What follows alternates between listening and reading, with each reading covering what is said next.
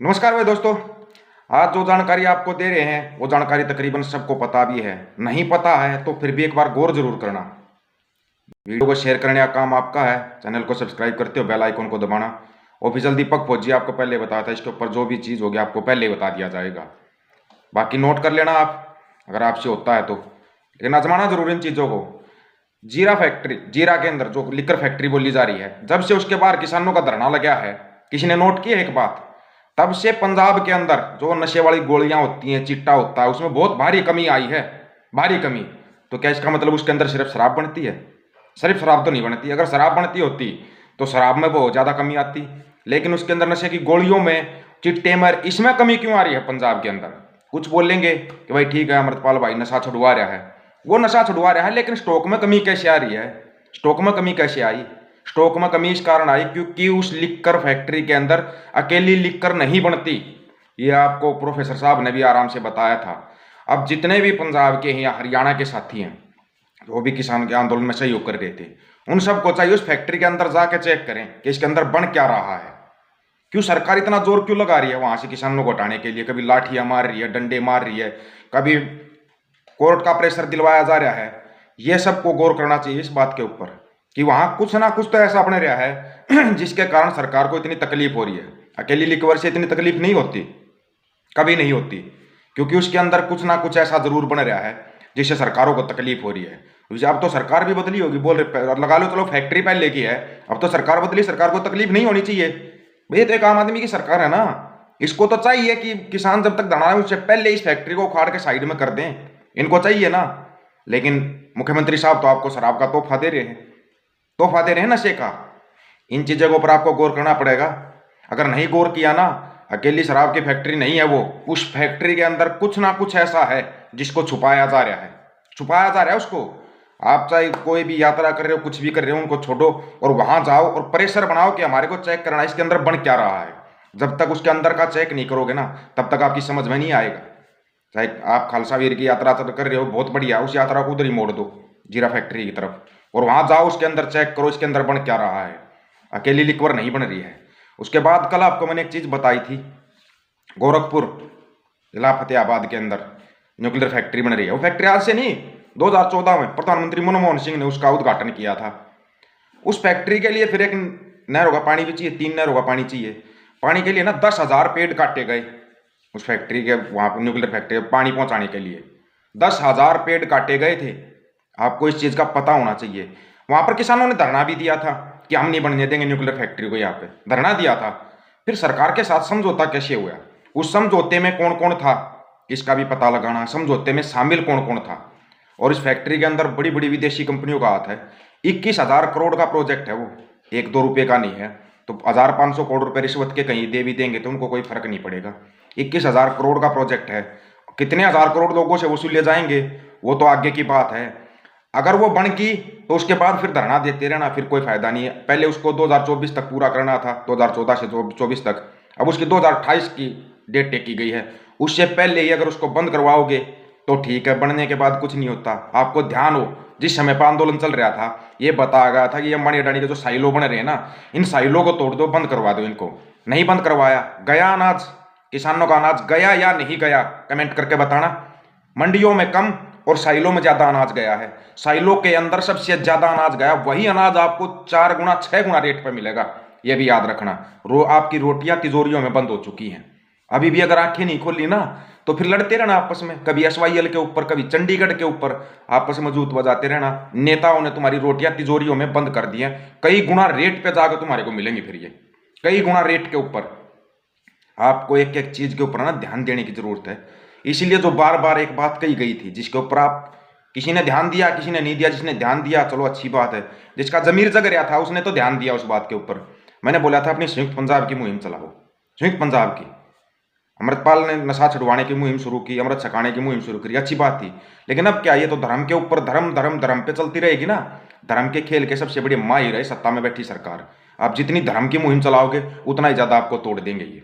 बस धर्म धर्म, किसी भी धर्म के अंदर अगर कट्टरता आ जाती ना, चाहे वो धर्म के हो, जाति विशेष की हो, अगर उसके अंदर कट्टरता आ गई तो वो विनाश की तरफ जाते हैं। और कट्टरता आती जा रही है।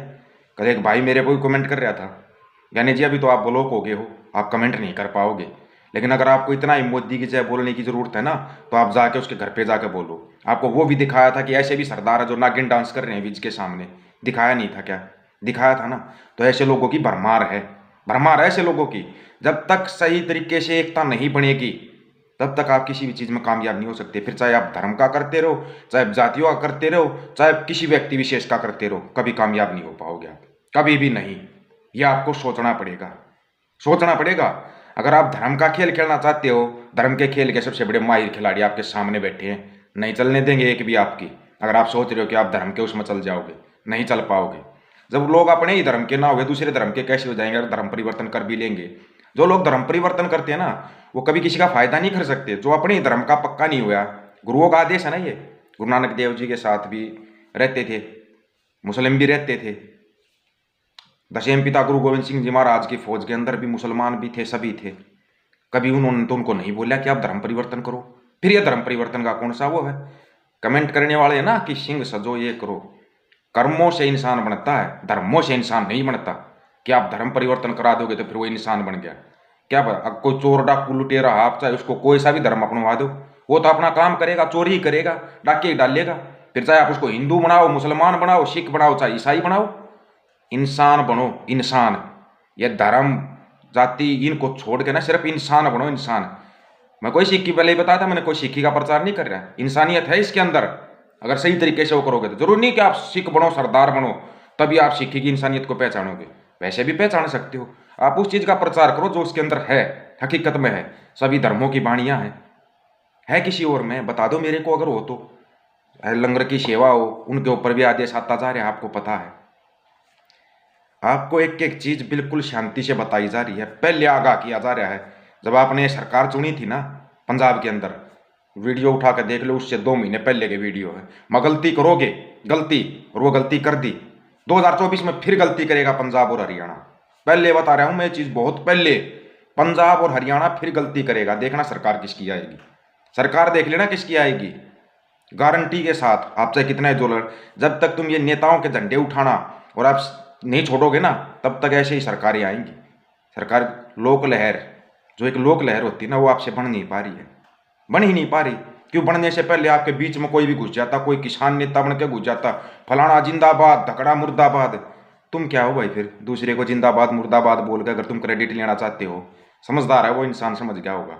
चलो है तो तुम्हारा किसान नेता ही जिंदाबाद मुर्दाबाद करने वाला है, वो कुछ भी नहीं, वो जीरो माइनस, उससे भी नीचे समझता हूं मैं उसको, उससे भी नीचे।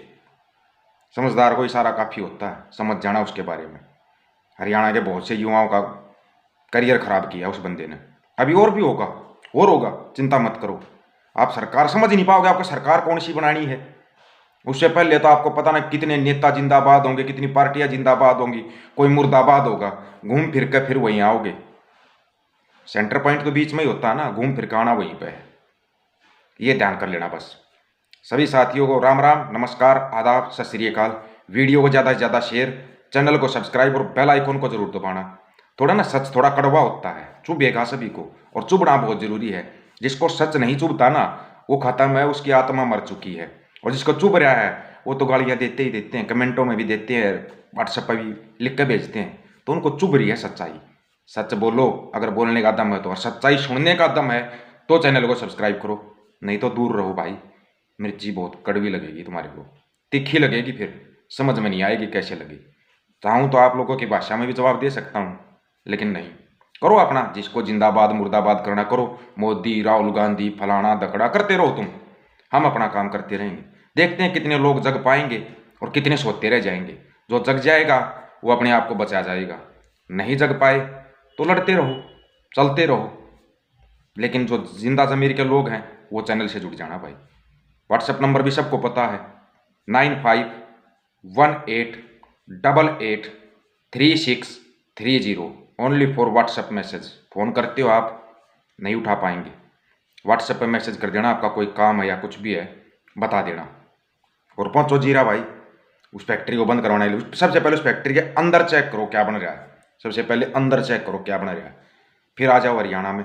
ये तो न्यूक्लियर पावर प्लांट लग रहा है ना, इसके लिए। और समझौता करने वाले कौन थे 2014 के अंदर, उनका भी पता करना।